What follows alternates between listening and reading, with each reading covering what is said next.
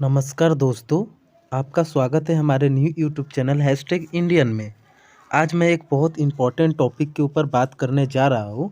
जैसे कि air force examination के केवल 30 ही दिन बच गए हैं, तो इसमें हमें पहले सबसे इम्पोर्टेंट है कि ये जानना है कि एग्ज़ाम में किस तरह से सवाल को फेस करेंगे और किस तरह के सवाल आएंगे और कौन सा सवाल हमें पहले करना है और कौन सा सवाल बाद में करना है। और इससे भी ज़्यादा इम्पोर्टेंट एक और बात होती है कि हम इतना कोशिश करें कि हमारा 100% एक्यूरेसी रहे। देखिए, अगर आप एक्यूरेसी मेंटेन करते हैं तभी आपका रिजल्ट होगा, फाइनल सिलेक्शन होगा। अगर आप एक्यूरेसी मेंटेन नहीं करते हैं तो आपका सिलेक्शन लेना बहुत ही मुश्किल है। बहुत बच्चे ऐसे होते हैं जो कि मान लीजिए वाई ग्रुप के एग्ज़ाम दिए एयरफोर्स में, उन्होंने 50 में 50 सवाल कर दिए।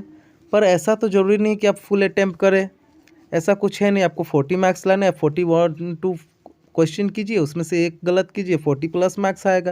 अगर आप 50 के 50 सवाल कर रहे हैं और उसमें से 10 सवाल गलत कर दे रहे हैं तो आपका सिलेक्शन बहुत दूर चला जाएगा। 15 सवाल गलत कर दे रहे हैं तो हमें इस चीज़ का ध्यान देना। और नेगेटिव मार्किंग भी है 1/4 पे, तो ये बहुत ही इम्पैक्ट पड़ता है आपके सिलेक्शन में।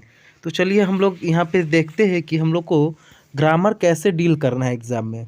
आज का सेशन पूरा ग्रामर के ऊपर रहेगा और किस तरह से ग्रामर आपको एग्ज़ाम में डील करने हैं इस चीज़ के ऊपर रहेगा। तो चलिए हम लोग वीडियो को शुरू करते हैं। और इससे पहले मेरा आपसे गुजारिश है कि कृपया चैनल को सब्सक्राइब कर दीजिए, जिससे मुझे मोटिवेशन मिले और मैं और भी ज़्यादा अच्छी अच्छी वीडियो लाऊं और आपका हेल्प करूं प्रिपरेशन के लिए। तो चलिए सबसे पहले हम क्वेश्चंस पे आते हैं। तो देखिए क्वेश्चंस यहाँ पे हमारे जितने भी है सभी ऑफिशियल क्वेश्चन है जो कि एयरफोर्स ने खुद ही रिलीज़ किया था। और ये सारे क्वेश्चन बहुत इंपॉर्टेंट है एग्जाम के लिए। ये एक तरह से मॉडल क्वेश्चन है, यानी इसी टाइप के क्वेश्चंस आएंगे। तो आज हम लोग जो ग्रामर सेक्शन के ऊपर देखने वाले हैं, चलिए देखते हैं कि किस तरह के ग्रामर के क्वेश्चन हमारे लिए पूछे जाते हैं। और इस वीडियो को देखने के बाद आपको बहुत ही हेल्प मिलने वाला है। और मुझे क्षमा कीजिएगा, जो वोकैब विद फनी ट्रिक्स के पे मैं वीडियो लाता हूँ उसका केवल 3 ही वीडियो ला पाया हूँ। और अगली वीडियो कल या परसों से 4-5 वीडियो रोज आएगी। इसके लिए मुझे क्षमा कर दीजिए देर होने के लिए। तो चलिए इस क्वेश्चन पे आते हैं। तो देखिए सबसे पहले 9 नंबर क्वेश्चन। तो 9 नंबर क्वेश्चन में बोल रहा है आपका कि PQRS करना है, जहाँ पे मतलब सजाना है सबको। PQRS बोलता है मतलब जो ऑर्डर में नहीं स्प्लिट कर दिया हुआ है किसी सेंटेंस को, उसको ऑर्डर में लाना है। तो चलिए देखते हैं। तो सबसे पहले हम लोग एक हल्का सा पढ़ लेंगे। For backward classes a vex problem facing us and to reserve more seats in the clamour to open more college. तो देखिए यहाँ पे कहना क्या चाह रहा है ये देखिए। पहले ऑप्शन से सबसे पहले हम लोग देखते हैं। देखिए यहाँ चारों ऑप्शन में क्या आपको कॉमन दिख रहा है कि सबका स्टार्टर 2 से दिया हुआ है। इससे हमको क्या पता चल रहा है कि 2 से स्टार्टर तो पक्का है। तो चलिए पहला पार्ट हम लोग 2 ने मान लेते हैं। ये वेक्स्ड प्रॉब्लम फेसिंग अस, मतलब ये गंभीर प्रॉब्लम जो हम फेस कर रहे हैं क्या है। तो देखिए उसके बाद 3 आ सकता है क्या, एंड नहीं, फेसिंग अस एंड नहीं मैच हो रहा है। उसके बाद देखिए डी नंबर ऑप्शन देखिए 1 आ सकता है, ये vexed problem facing us for backward classes. उसके बाद क्या है 1 के बाद 4 इज़ द, क्लासेस के बाद इज़ द नहीं आ सकता है। तो ये ऐसे भी गलत हो गया, ग्रामर रूप से भी और सेंस भी नहीं बैठ रहा है। तो चलिए बी नंबर देखते हैं। और a vexed problem facing us is the clamour to open more college for backward classes and to reserve more seats. तो देखते हैं। तो ये होगा कि सी नंबर, एक बार सी भी पढ़ लेते हैं। A vexed problem facing us is the clamour to open more college and to reserve more seats for backward classes. तो आपको यहाँ पे दिख रहा है कि आपको यहाँ पे सी दिख रहा है कि सी आंसर होना चाहिए, क्योंकि ये सही ऑर्डर में बैठ रहा है और ग्रामेटिकल भी करेक्ट है। इसका मैं मीनिंग समझा देता हूँ इस क्वेश्चन का। एक बहुत बड़ा प्रॉब्लम हमारे को ये फेस करने को मिल रहा है कि जो लोगों का क्लेमर मतलब होता है, लोगों का जो पुकार है, लोग जो मतलब आंदोलन, चाहे कोई भी लोग जो सरकार से करती है उस कोई भी मांग पूरा करने के लिए, वो क्या है बैकवर्ड क्लास के लिए क्या करना, सीट रिजर्व करना और कॉलेज बनवाना किसके लिए, बैकवर्ड क्लासेस के लिए। वो हमारे लिए प्रॉब्लम बन चुका है। तो ये देखते हैं कि ये सही है कि नहीं, ऑप्शन सी। तो देखिए यहाँ पे हम लोग आंसर रिवील करेंगे। देखिए ऑप्शन सी एकदम सही है। तो चलिए नेक्स्ट आते हैं। नेक्स्ट आपको हम लोग यहाँ पे फिल इन द ब्लैंक्स है, इसको आप देखिए किस तरह से सॉल्व होता है। तो देखिए 10 नंबर क्वेश्चन क्या है, the authority seems to be considering the condition of worker. तो यहाँ पे वर्कर के बारे में बोल रहा है कि किस कंडीशन को वो क्या कर रहा है, कि वो मतलब सोच रहा है अथॉरिटीज़, जो इसका भी जो भी अथॉरिटी होगा। तो देखिए यहाँ पे दोनों चीज़ देखना पड़ता है कि ग्रामेटिकली सही होना चाहिए, जहाँ पे नाउन बढ़ना चाहिए वहाँ पे नाउन होना चाहिए, जहाँ पे प्रोनाउन वहाँ पे प्रोनाउन, और जहाँ पे वर्ब वहाँ पे वर्ब। तो देखिए यहाँ पे क्या होगा, the authority seem to be liberal considering the, liberal होगा नहीं। इग्नोरेंट, इग्नोरेंट देखिए इग्नोरेंट भी नहीं होगा। रिस्पॉन्सिबल कंसिडरिंग भी नहीं होगा, पॉजिटिव है। देखिए इनसेंसिटिव और इग्नोरेंट, यहाँ पे नेगेटिव वर्ड आना चाहिए, ठीक है, क्योंकि उसके बारे में कंसिडरिंग कर रहा है। तो यहाँ पे इनसेंसिटिव और इग्नोरेंट में देखिए आपको कौन सा यहाँ पे मोस्ट अप्रोप्रिएट होना चाहिए। दो ऑप्शन आपको सही लग सकता है, लेकिन उसमें कौन ज़्यादा सही रहता है ये आपको मार्क करना रहता है। देखिए इनसेंसिटिव मैंने संवेदनशील ना होना, असंवेदनशील, जो कि वर्कर के साथ होता है ना, कि उसको कोई संवेदना नहीं रहता है, लोगों को सिर्फ गधे के जैसा काम करवाते हैं, आज के समय में हो गया है, उसके लिए क्या कर रहा है, कॉन्सर्न कर रहा है, ठीक है। तो देखिए यहाँ पे सी आंसर होना चाहिए हमारा। तो देखते हैं कि सी आंसर है कि नहीं। चलिए आंसर रिवील करते हैं, तो देखते हैं कि सी आंसर है कि नहीं। तो यहाँ पे देखिए सी आंसर, सॉरी मैं गलत बोल चुका, मैं आंसर मैंने सही बनाया था पर मैं गलत बोला हूँ। बी इनसेंसिटिव आपको बताया था, थोड़ा सा मिस्टेक हो गया है, कोई बात नहीं। तो क्या इनसेंसिटिव मतलब हम लोग बी बोल रहे थे, बी है, परंतु हुआ क्या कि बोलते बोलते सी बोला गया, ठीक है। इनसेंसिटिव होगा ऑप्शन बी। तो चलिए 11 नंबर क्वेश्चन उसी तरह से देखते हैं। यहाँ पे एक तरह से आप मान लीजिए वर्ब से क्वेश्चन है, ठीक है। देखिए टेंस से क्वेश्चन है यहाँ पे। ही dash for a walk daily in the morning. देखिए कोई भी काम अगर रेगुलर होता है ना, तो वो किस टेंस के अंदर आ जाता है, आप बताइए। जो काम रेगुलर होता है वो सिंपल प्रेजेंट टेंस की या प्रेजेंट इंडिफिनिट जिसको बोलते हैं उसके अंदर आ जाता है। तो ही गो होगा या गोस, क्योंकि यही दोनों सिंपल प्रेजेंट का स्ट्रक्चर फॉलो कर रहा है। तो देखिए गो किसके साथ लगता है, गोस किसके साथ लगता है, जो जो वर्ब के साथ एस या E S third person singular number के साथ लगता है। तो ही क्या है, थर्ड पर्सन सिंगुलर नंबर। तो 11 का आंसर क्या होना चाहिए, डी नंबर। तो चलिए देखते हैं कि 11 का आंसर डी है या नहीं है, आंसर रिवील करते हैं। तो चलिए आंसर रिवील करते हैं 11 का। तो 11 का आंसर डी है। तो इसी तरह आइए हम 12 नंबर क्वेश्चन को देखते हैं। यहाँ पे आर्टिकल से क्वेश्चन है, ठीक है। Dash thing of beauty is a joy for ever. क्या है, वन थिंग ऑफ ब्यूटी पहले देखते हैं, नहीं होगा। एन होगा नहीं टी के साथ। दा thing of beauty is a, दा नहीं होगा क्योंकि वो दा डेफिनेट किसी लिए। ए थिंग ऑफ ब्यूटी, ठीक है, is a joy for ever, मतलब जॉय एक ब्यूटी का एक जो जॉय है वो सबसे अच्छा ब्यूटी का है, फॉर एवर हमेशा के लिए, जो जॉय होता है, जो खुशी होता है। देखिए ए ऑप्शन हो गया।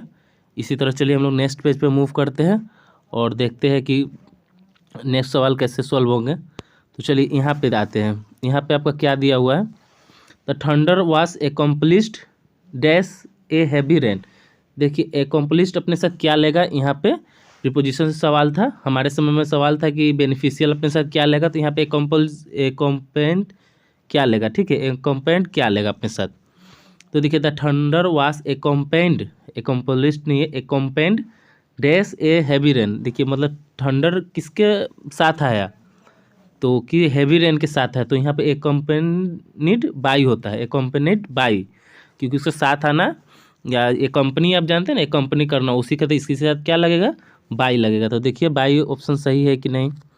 चलिए हम लोग यहाँ पे आंसर रिवील करते हैं। पहले आंसर क्लिक कर देते हैं, बाई होगा। तो देखिए आंसर रिवील करते हैं, बाई होगा कि नहीं। तो देखिए सी आंसर है, बाई। ओके, उसी तरह आइए 14 नंबर क्वेश्चन में देखते हैं। The noun of detect is, detect का नाउन क्या है, डिक्टेटर, डिटेंशन, डिटेक्टिव या डिटेक्शन। देखिए नाउन पहचानने का तरीका, कुछ कीवर्ड होते हैं जैसे TION, MENT, URE, जैसे एग्रीमेंट हो गया, HOOD हुड, चाइल्डहुड हो गया। उसी तरह आप पहचान सकते हैं, ठीक है। एडजेक्टिव का भी अलग होता है, ठीक है।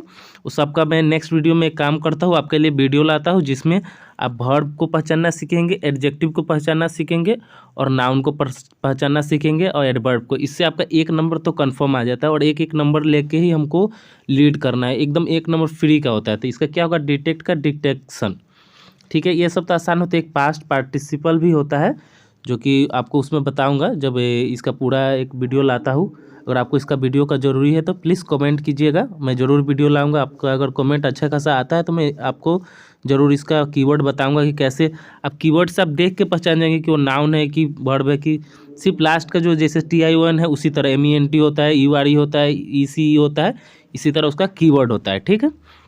तो चलिए 15 नंबर क्वेश्चन से क्या स्टार्ट है। Choose the sentence that convey the same meaning as the given sentence. मतलब कि वो सेम मीनिंग पूछ रहा है उसका, ये जो सेंटेंस है उसका सेम मीनिंग क्या है। He is greater than me, वो मुझसे बड़ा है। I am not so greater as he, I am the greatest. पहले देखिए आई एम द ग्रेटेस्ट होगा, वो तो मुझसे बड़ा है तो आई एम द ग्रेटेस्ट तो हो नहीं सकता है। I am as great as he, उसके इतना है हम बड़ा नहीं है। He is as great as, वो मेरे इतना है बड़ा नहीं। तो I am not so great as he, मतलब मैं उसके इतना बड़ा नहीं हूँ। तो चलिए देखते हैं कि ऑप्शन इसमें कौन सा सही आंसर है कि नहीं हमारा। ए नंबर तो देखते हैं, देखिए ए नंबर सही आंसर है। चलिए अब क्वेश्चन नंबर पेज नंबर 3 में आते हैं, वहाँ पे क्वेश्चन देखते हैं 16 से 20 तक। देखिए ये भी बहुत इंपॉर्टेंट सेक्शन है। यहाँ पे देखते हैं कि एरर स्पॉटिंग है, जो कि बहुत इंपॉर्टेंट है एग्जाम के लिए। आपको ग्रामर का अच्छा खासा नॉलेज होना चाहिए, तभी इस सवाल को कर पाइएगा। देखिए सबसे पहला सवाल क्या है, सबसे पहला 16 number, he met with an accident and admitted in the hospital.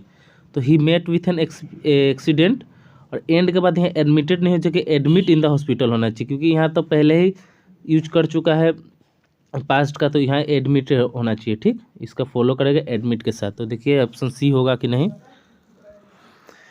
चलिए हम लोग आंसर रिवील करते हैं। तो यहाँ पे आंसर होगा सी।